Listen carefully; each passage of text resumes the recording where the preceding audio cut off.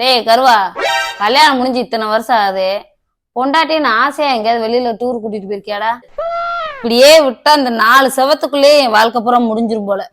எனக்கு தெரியாது, இந்த வீக்கெண்டு ஆக்ரா டூர் போறோம். ஏய் தாப்பா, தாய்க்கு விட ஆசையா கூப்பிடுதுல, வாங்க போவோம்.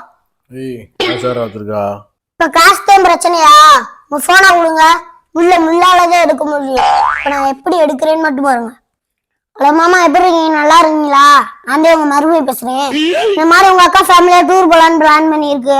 சட்டுப்பட்டு நான் அங்க இருக்கிற எல்லாரையும் கூப்பிட்டீங்க வாங்க. நீங்க 10 பைசா கூட செலவு பண்ண வேணாமா, எல்லாம் எங்க அப்பா பாத்துக்கிறாரு. சரி, அந்த ஆள் காசை நம்ம ஓசா போல நீங்க ஃபீல் பண்ணா வண்டிக்கு பெட்ரோல் மட்டும் போட்டுருங்க மாமா. சடா புட்டான்னு கிளம்பி வாங்க. ஹலோ யார் பெருமாவா? இந்த மாதிரி உங்க தங்கச்சி டூருக்கு பிளான் பண்ணிருக்கு. மொத்த செலவு எங்க அப்பா பாத்துக்கிறாரா. நீங்க மூட்டு முடிச்செல்லாம் கட்டிட்டு இங்கிட்டு வாங்க. அப்புறம் பெருமா, நீங்க கூட நம்ம ஓசில போறத நீங்க ஃபீல் பண்ணா சாப்பாடு செலவு மட்டும் பாத்துக்கோங்க.